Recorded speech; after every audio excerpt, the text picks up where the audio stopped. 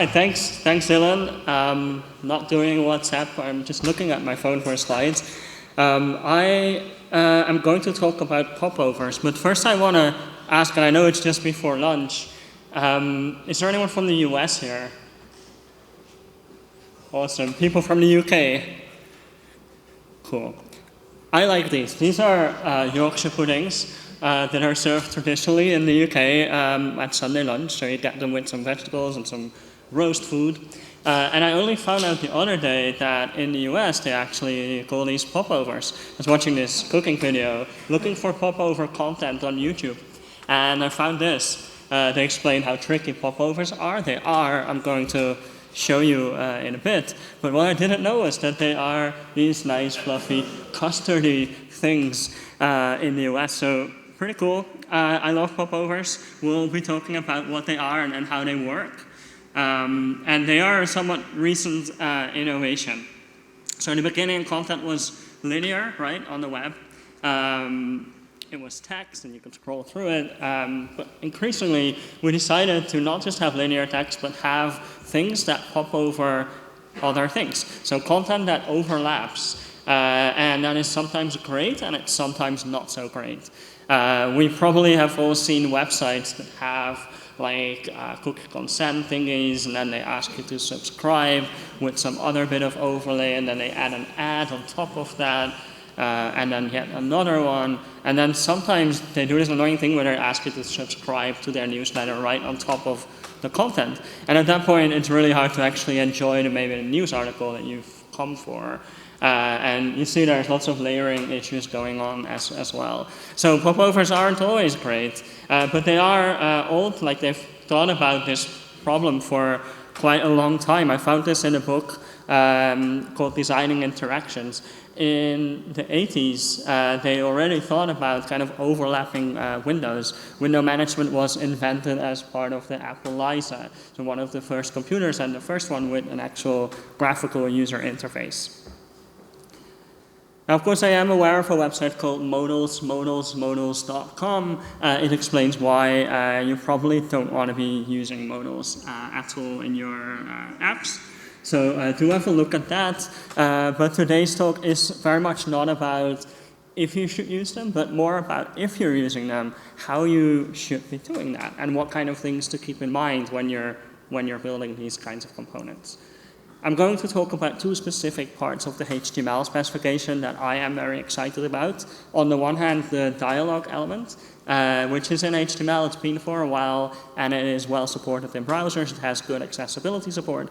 And then on the other hand, the popover attribute, which you might not be familiar with yet, because it's very new. It was just shipped in Chrome and Edge, in the stable browsers, and it is coming to the other browsers as well. Firefox are implementing it right now. It's in Safari tech preview, likely coming in the fall or autumn.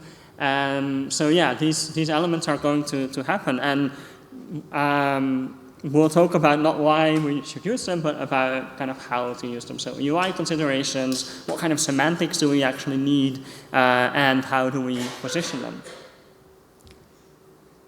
Now, my name is Hidde. I work at the NL Design System team at the Dutch government, so if you want to talk design systems in the break, I'm all up for that as well. I do developer relations because what we're doing is a design system that's kind of a greatest hits of all the design system teams that exist in Dutch government. There's hundreds of them, and they all work and look different, which is fun. And I'm also a participant at the OpenUI community group at the W3C, as well as the CSS working group invited expert that I recently became. And I have my own blog. It's on hidde.blog. You can't actually like and subscribe like it says on the slide, but you can use RSS to follow that too. Now I want to show you some popovers in the wild. I don't know if anyone has the new Slack UI yet. No? Yeah, some of you. It has some confusing things to it. So what they do is they teach you how it works with a popover. So it takes you kind of on a tour through the different bits that have changed. So that's an example of a popover, teaching UI. Quite a useful example as well, I think, in terms of like this is actually useful for users. Sometimes I get popovers that I don't like as much. For work, I have to use Microsoft Teams, and Microsoft Teams loves popovers. It does them to ask for feedback while you're in the middle of a conversation with your colleagues. Can't actually see what I'm typing there. Sometimes it will also promote other Microsoft products right within Teams. So it will go, do you want to use our new Excel integration while you're in the middle of an important business meeting? I don't know why. It sometimes does weirder things than that. Like the other day it asked me to be my expressive self by creating an avatar through one of their other products. And I was like, no, sorry, I'm waiting for an important one-on-one. I don't want to do this.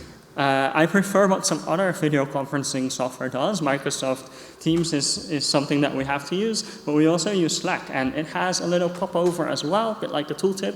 It tells you look nice today, and it doesn't even check. That's the cool thing. The camera is not used for this. It will just always tell you look nice, which is cool. Thanks for that, Slack. There are also a lot more serious uses of popovers or overlapping content on web apps. Like when I use my banking software, I get a little autocomplete. When I search for stuff, it will give me a calendar as well to pick dates. So these are all examples of overlapping content on the web that may be dialogues, may be popovers, or they may be both. So let's get into kind of what these things actually are. Starting with the dialogue, it is basically an additional window to your main window. It's also called a descendant window or a sub-window. So it's basically an extra thing that's not part of your main content. It's really like in addition to. It's usually used for some kind of action or a task. It often has critical information. Can be a conversation too with the user. It will ask things like, do you want to continue, yes or no, or if you're opening a new file, what do you want to do with the current one? If you want to crop an image, how do you want to do it? So it's the kind of asking the user for some feedback on something, and it's important enough for it to kind of lay over the rest of your content because you need to interact with it immediately.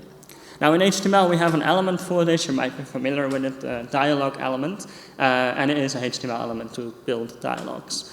It's cool. You can call the show modal method on it, which will open it as a modal dialog, which is kind of nice. And it has a second method, which is the show method.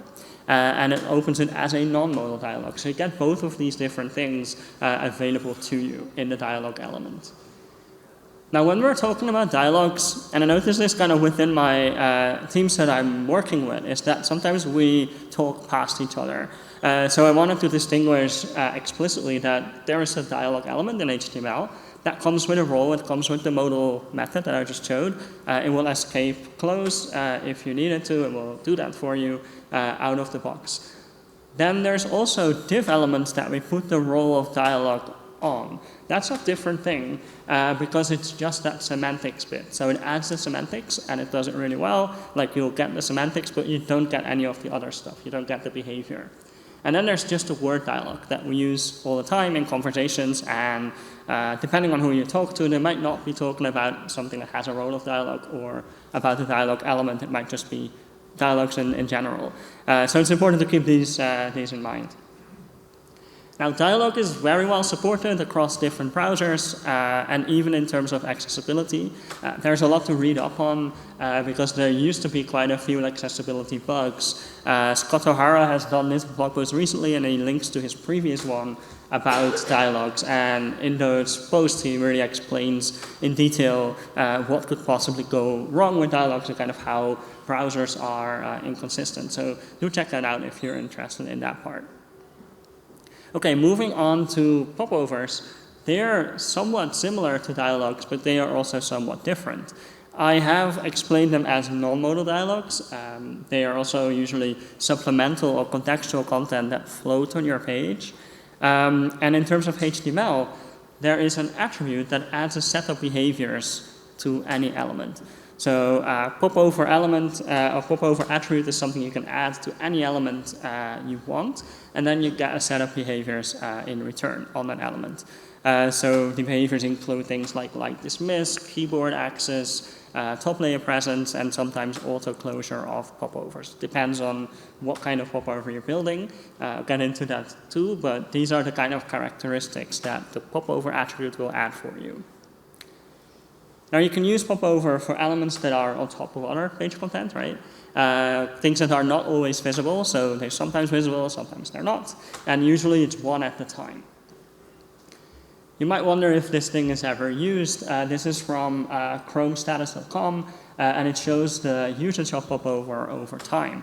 And it shows that just under 0.3% of page loads in Chrome currently use the popover attribute. Doesn't sound like a lot, but a lot of people use Chrome. It's a lot of use. And yeah, it is clearly increasing. The line goes up. I'm not good at statistics, but this is going to be used more and more, I think, especially when the browser support picks up. Now, popovers are used for content pickers. They're used for form element suggestions, action menus, list boxes, and also teaching UI, as I showed earlier. So these are kind of the common use cases for popover attributes. And one of my favorite parts of popover is that it doesn't actually require JavaScript to function. I'll show you how that works. So there is a button here and a div. If I want that div to be a popover, I add the popover attribute, right? That makes it a popover. And then I add an ID to it so that I can link to that ID from the popover target attribute on the button. By doing this, it's a bit like connecting a label and an input. I connect these two, so I connect the button with the popover, and that now becomes a toggler for the popover. So when I click that button, it's going to open a popover. When I click it again, it's going to close it. This is really nice. It requires 0 JavaScript. It's so cool and so appreciated that people are now trying to move this to dialog element as well. So there's a whole discussion going on about should we make lots of other elements also work without JavaScript in a similar way. It's not because we hate JavaScript, it's more because it's cool that you don't actually need to add script for that particular thing. It just makes things easier to be able to control them right from your markup, if you want to. There's another attribute for the target action, in which you can specify specifically, I only want this to open or I only want this to close, that you can use. And there are different modes within popover. Namely, there's the auto mode. You get that by adding the auto value to the attribute. That closes other popovers whenever they are open, and it has like dismiss, meaning that the rest of the content, when you click it, it will disappear. And then there's the manual popover, which is basically the opposite. So it doesn't close others, and it also doesn't like dismiss. Of course, you can also use it with JavaScript. You can call show popover. There are also methods for closing and toggling if you prefer to do that. So that's also possible. And in some cases, you don't even have a button, right? If you have a toast element, for instance, that appears on top of other content, you can call a script to open and maybe even close it as well. Now, popover is gaining support, as I mentioned previously. It's in stable Chromium browsers, so Edge and Chrome have it. It's coming to Safari tab preview, or it is there, and it's coming to Safari. And it is also being built into Firefox, and you can look at that behind the flag. I encourage all of you to play with it and give us feedback as well at OpenUI. There's the OpenUI repository on GitHub. With issues there, you don't need to be a member of the W3C or have any kind of official affiliation with anything. You can just go in and say, as a developer, I've used this, and I think this part of it is bad. Please fix it, and we'll redirect you to the right places, or go fix it. So do give us feedback on this new feature. I think it's really cool, and I hope people will start playing with it. But one thing that I kept asking myself when I was in kind of these working group meetings is, how are these patterns actually different? And I thought I understood it, and then I realized I didn't, and then I thought I understood it, and I realized I didn't, going kind of back in circles. So in this presentation, I'll show you a couple of different angles in which they are actually different. The first one being modal versus non-modal. So a modal is basically an element. When something is modal, it means that that is the only thing that the user can interact with. So they can't interact with anything else. And a good example of that is a cookie consent thing. Not that these things are great to use, but a lot of companies do tracking, and according to the law, they need to ask for permission. And it makes sense to do that in a way that users can't interact with anything else. Because before you can do any tracking, you need the permission.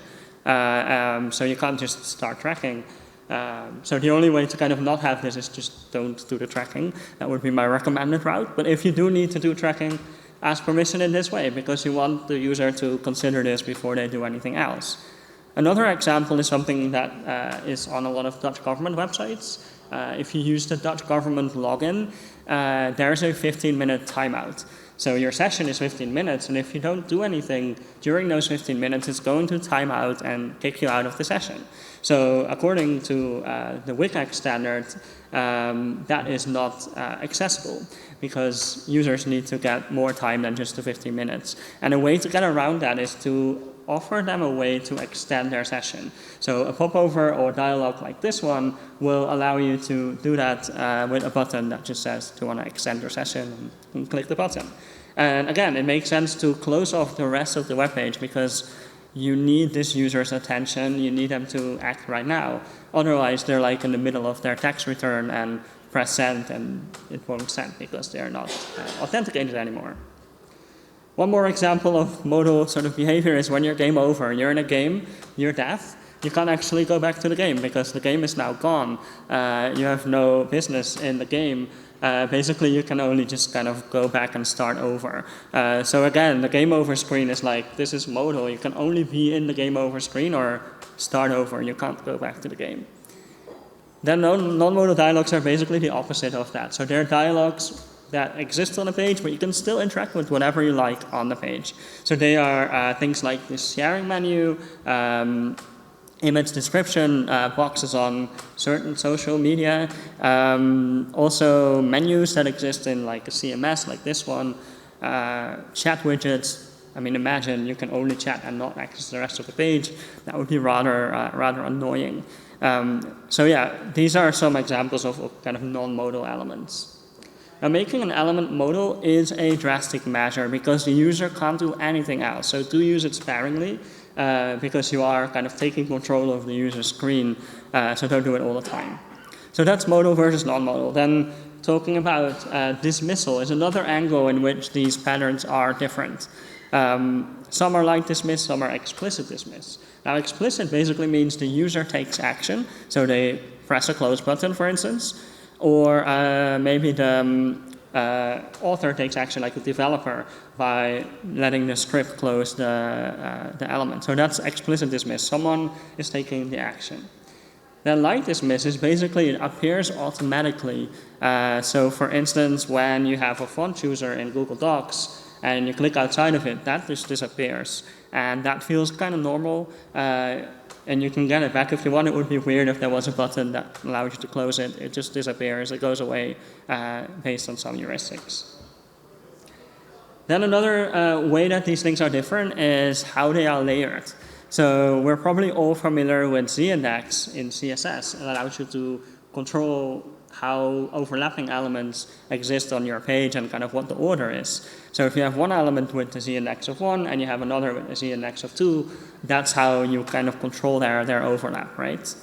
Now the top index is something completely new. It's a layer that exists on top of everything in your document. So even the highest depth index, if you go into like the 9,000s, which I've seen people do in code bases, top layer is on top of all of that. It's basically a separate layer from the document. You can see that as well in Chromium-based browsers. It shows as a separate thing kind of next to the HTML element. That's, I think, the best way to kind of think about it. Now, they are layered not based on what their z-index is. Z-indexes don't actually work in the top layer. They are layered based on the order that they are added to the DOM. So you have one top layer element and another one. It appears on top because it was added last. So the last one goes on top, basically. So if you want to reorder, you need to re-add, basically, in your document. And then backdrops are a thing that some of these components have. They're most common for modal elements, again, because it makes sense. If you cannot use anything in the rest of the page, it might as well kind of obscure it with a backdrop. They come for free with top layer elements. So they, if they're top layer, they get a stylable built-in backdrop that you can style with CSS and control what it looks like. And then lastly, keyboard focus straps. They are in some of these elements as well. That basically means that when the user is tabbing, they cannot leave the element that they are in. until they close it. So for an element like this one, a cookie thingy, maybe when you press escape, it's going to disappear, or when you make a choice, and then you get focus back. But until that time, you can only tab inside of that thing. And it's usually together with modalness, because if you're not going to allow the user to go to the rest of the thing, you might as well obscure it. So these are kind of the different angles in which dialogues and popovers are different. And I'll tell you how these popover and dialogue kind of relate to these. So a modal element is basically a dialogue with show modal. It's going to be modal, and everything else is non-modal, right? So a dialogue with the show method or the popover itself as well. Then talking about light versus explicit dismiss, an auto popover has light dismiss, and the manual one has explicit dismiss. And also any kind of dialogue that you build yourself. Then layering, the specific thing with top layer is that only popovers and dialogues with show modal are in the top layer, and everything else would need to be done with ZNX. And that gets funny, because if you have a lot of competing elements, like we saw in that GIF earlier on Twitter, sometimes they compete with each other and they're not in the right layer and it looks weird. So yeah, ZNX is something where you can't actually control that something is all the way at the top. Whereas with the top layer, you know for sure it's going to be on top of everything else. And then the backdrop, they come for free, as I mentioned, with top layer elements, so with popover and with modal dialogues. And then a keyboard focus trap, again, that comes with a show modal dialogue.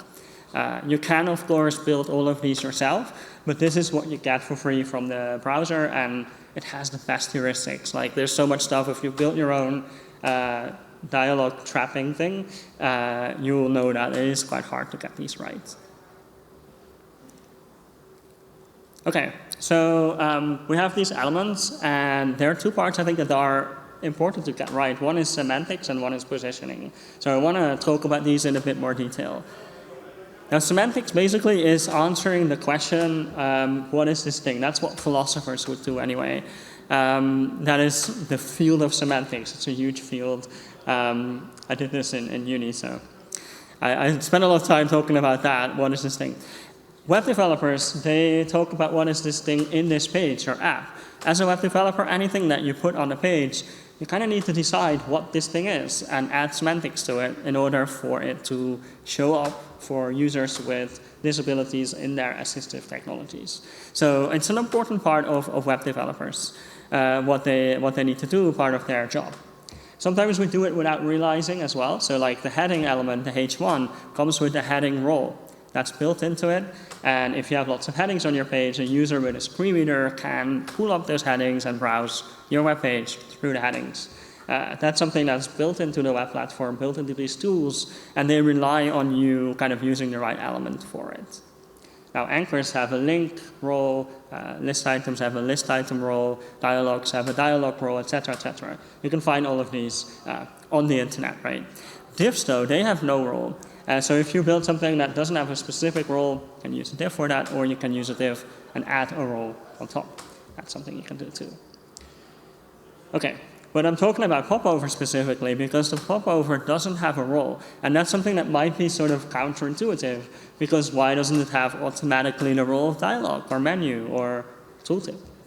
And the reason is that there are these different roles available, and we can't really decide from a browser perspective what role is the most suitable. So the popover attribute only adds behaviors and not semantics. That's also the reason that it's not an element, but an attribute. So today I want to show you what kind of roles that you could potentially be adding to your popover. Because usually when you build a popover, you'll add a role to it yourself. So in dialogues, you can use the dialogue role for that. That's usually when you're building, again, a sub-window on top of your main page. It's basically a thing that has lots of interactive stuff inside of it. So it could be the ticket buying thing that you use to buy a train ticket from Rotterdam to Vienna, which I did. I had to remove lots of fields to take this screenshot because it had lots of fields. That's something you can do. Dialogues are usually fairly complex. There's lots of stuff in them. They can be simpler as well. You can use them for teaching UI. You can use them also for mega navs, if that's your thing, because again, they contain structure, they contain headings, they contain lists and links and all sorts of things. Then another role is the listbox role, and that's basically what you add to something where the user is making a choice between a set of things. So the select menu, the native one, also has that role. And if you're building your own custom one, you probably also want the listbox role. If you're building a currency chooser, again, someone is choosing from a list, so it is a list box. Sometimes you might think it's a list box, but it's not. Like in this example, there's an autocomplete that has options that you can choose. So that part is list box, but around it are also a couple of buttons for filters and suggestions and things like that. So in that case, it's actually a dialog, the whole popover, and then inside of the dialog is also a list box. So that's a bit of nesting going on there. Then menus are quite common, I think, for popovers. A menu is not for navigation, often confused with them. A menu is basically a list of actions that you can do. So you want to imagine this as like buttons that go inside of them, not links. So this is basically when you're making a navigation or a menu like in Google Docs, there is a file menu, an edit menu, and a view menu. These are all kind of menus. And then tooltips are the last role that you can use. So a tooltip would get a role of tooltip, but only if it's like plain text. So if you have a bit of text inside, that's perfect for a tooltip. If you're adding anything more inside of your tooltip, like headings and buttons, it's more likely to be a dialog because it has more structure than just a tooltip.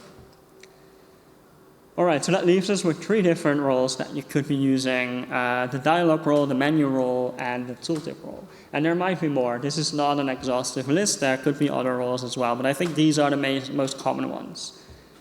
So for semantics, the dialog element is going to have the dialog semantic that's built into it, and you don't need to change it. It's better not to change it. And when you're building a popover, you get to pick your own. So you basically add your own role to it and choose it from whatever roles are available. These are defined in ARIA, so do make sure to pick one that actually exists and pick the right one, of course, and that can be messy, right? And then the last bit, I want to talk about positioning for a little bit. The reason is that modal dialogues and popovers are both centered by default. And I think specifically for dialogues that make sense, but for popovers not so much. And now let me show you, I have a website called log.hit.blog where I put stuff on data about myself, things that I've gone to, like movies and books that I read and all these kinds of things. So here's my I've gone to these gigs kind of website. It has lists of the gigs that I've gone to, like the artist and what I thought of it, and pictures. So I want these pictures to become bigger, like a lightbox kind of thing. So basically the way I do it, I go through it, each of the elements, and if there's an image, I put in a button and I put in a dialog. And then in my JavaScript, it doesn't really matter how I do it, but the most important part is that I call show modal on each of these buttons. So I tell it this is the dialog, and then when someone clicks the button, I'm going to tell it to open that dialog as a modal. And when I do that, it will open as a modal, and yeah, that's basically how I do that. You can see it in the DevTools as well, that it shows as its top layer element, and I can style the backdrop as well, which in this case I added a little blur. You can go wilder than that. You can use backgrounds, you can probably do background images, all these kinds of things. Now I think this makes a lot of sense. It centers in the page, and I think that makes sense for a dialogue like this. That's where people are going to look, and it's the only thing they can look at, so cool, that goes in the center. Dialogues and popovers are centered by default. Popovers, though, I think they shouldn't be centered by default. It's a bit weird, and I'll show you why. I have a books website as well, where I wanted to implement some filters, and this is just for the sake of explaining, just like the dialog element, you probably don't want to do that with pictures. So I add a button, and I add a popover. with some semantics, of course. And then what you'll see is that the popover, when you click it, it goes to the middle of the page. And that's a bit weird because it needs to be very close to the button. That's where I want it to be because it's related to the button. So when you click the button and the stuff appears in the middle, that seems off to me. And the reason for that is that in the user agent style sheet, it gets a margin of auto. And I've been told the reason for it is that they don't know how to do it otherwise. So they thought this is a good default. It goes to the center. And the reason is that it is in the top layer, and they can't relate between the top layer and the button that's right underneath. OK, so they are centered by default, but you can change it to how you want by doing it yourself. So you can calculate the position using a library, like I'm using floating UI for this. Find the popover, and then basically I set inline styles whenever the popover opens. So I'll calculate where it needs to be, and then I set the top and the left in CSS. Now when I do that, it will actually work. It will be close to the button and basically where I want it to be. Some weirdities is that I also had to set the margin to 0 because it also included the margin still from the user agent style sheet. And use that as part of the positioning, so I had to set that to 0 for the positioning to actually work. It's a bit weird, but it works, and you can totally do it like this. There's also something else coming up, which is anchor positioning, and that will allow you to do it through CSS. So in CSS, you can say, here's my button, here's my dialog, make it happen automatically, or you can have more control and say, I want it to be in the left top corner, or things like that. So that's coming. It's being discussed as well. So there is an implementation of this in Chrome browsers, but there is also a counter proposal from Apple. So they're currently working on how this should actually work in the browser. But I'm hoping within sort of the next year, you'll be able to actually access this API instead of running a library. So with popover, you don't need the library for a lot of things, but then you will also not use it for positioning. So I think that's kind of cool. All right, wrapping up, we've talked about UI considerations, semantics, and positioning. I can imagine you might still have questions about this, so feel free to come to me in a break. Or contact me. I have my slides and all the links online on talks.hiddendefries.nl and my HDV in most platforms, so I'll be tweeting them as well. Thanks, everyone, for listening.